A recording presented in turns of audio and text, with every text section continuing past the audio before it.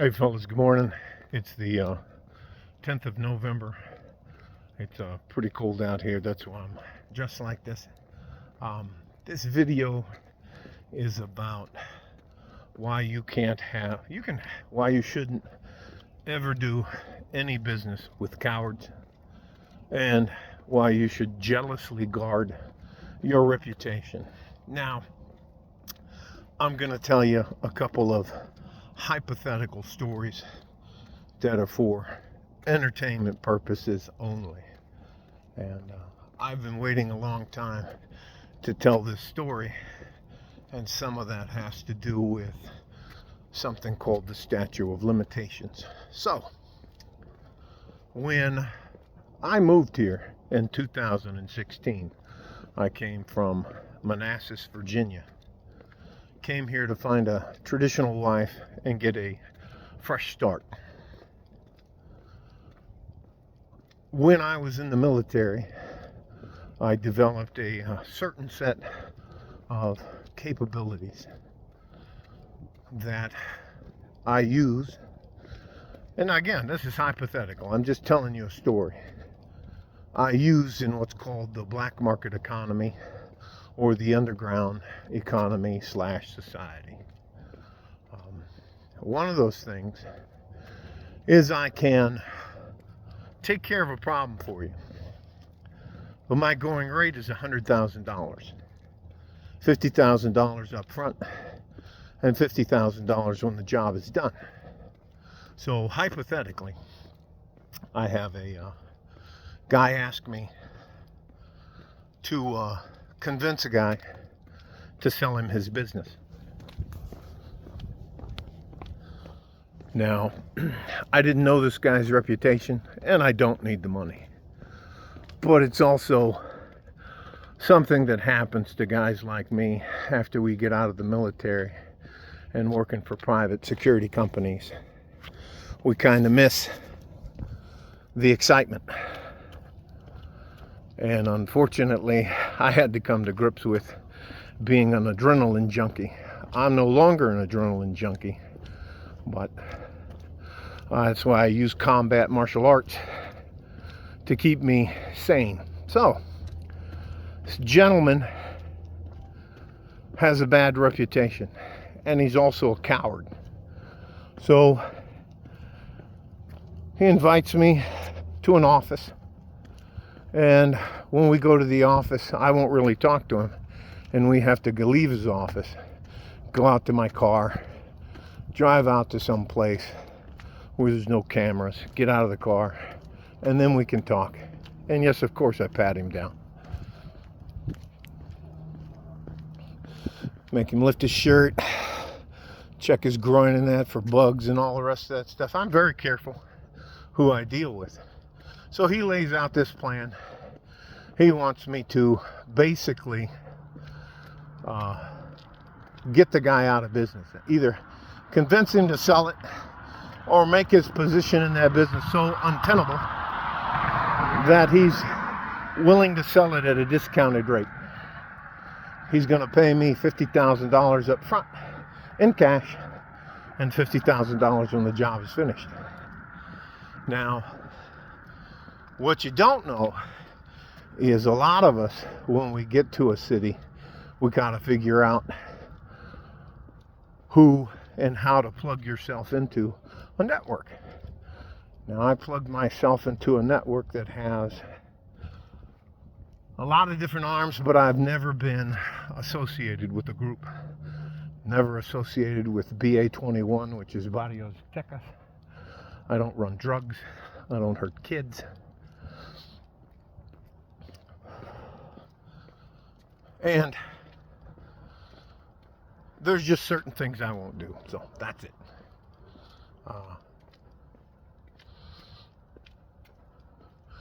So there's also La Linea. There's all these different groups down here, and you have to associate yourself with someone who can check out and verify your bona fides and your reputation, so you can do jobs, do work. Now, some of the non-sexy jobs I would do is I would help people cross into Juarez, and I would do security for them, sweep their cars, sweep their mail, sweep their house, looking for bugs, looking for explosives, looking for all kinds of things, tracking devices, that kind of stuff. I'm very good at that. So the other thing, never mind, let me just get to the fucking point. The gentleman who wanted me to do this has a bad reputation of being a coward. And the deal is, if you squeeze somebody hard enough, they're going to give you up. They're going to give that information up. They're going to give you up. They're going to tell everything. So you have to be very careful who you deal with. And I ended up never taking that job, and that was probably the last job I ever did. I was accepted to do, or I was asked. I was said if I did it, there was a 50-50 chance he wouldn't pay me the additional $50,000 and he would turn me in. So that's another way to cut cost. Anyways, because once you've done the deed, that's it. You're in. Again, this is just for information purposes. So if you can, you need to keep cowardly people out of your life. They're not going to be able to help you, and they break and run when it's time, when shit hits the fan. So it's why I call people associates, very few friends. It's why when ever I get pulled over for a ticket, I'm going to be there for a while. I have what are called AKA, also known as, I have a OC3 code, which means organized crime level 3. But I don't do that shit anymore. And my life's a lot better. That's why when people give me a hard time about being out here at 4 o'clock in the morning when it's fucking cold out, getting my work in, they ask me all the time. They're like, Frank, Coach, aren't you worried about somebody getting you when you're out there? And I don't tell them this, but this is what I'm thinking. I'm like, I'm the only fucking bad guy out here. If they were trying to fuck with me, they picked the wrong guy. And I'm armed to the fucking teeth. So, anyways, I think that's about enough of that. I'll do 2 more videos today. But again, your reputation is extremely important. And that is one of the things men have such a hard time with in dealing with women. Women's expertise are playing the victim and destroying men's reputation. They can't beat you up, but what they do is they make you look like a bully, they make you look like a psychopath, and they damage your reputation to the point it can cost you your job and the rest of those things. So we jealously guard our reputation, and we do not deal with cowards. You may have a coward as an associate, but he's what we call a knockaround. He's just some guy that can buy you a drink every once in a while. You can't get involved with him. All right? Love you guys. I'll take you to the turnaround point. But, man, I love it being out here when it's just me. Me and the traffic lights and occasional car.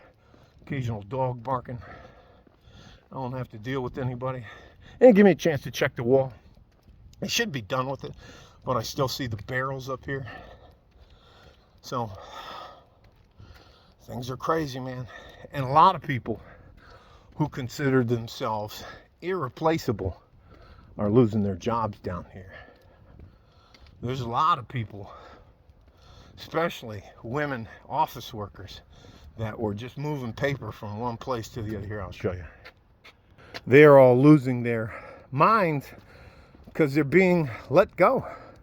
They're being terminated. I'm gonna bang on this motherfucker. This is my turnaround point. Turn around. And I'm not dressed all in black because I'm getting ready to do anything to anybody. These are the clothes I have that keep me warm. Again, that story's just for entertainment purposes. Hope you guys are safe and healthy. Take care of each other if you can. And if you can't, you have to take care of yourselves. Like a fart in a G-string. From West Texas, El Paso, I'm out of here. Bye-bye.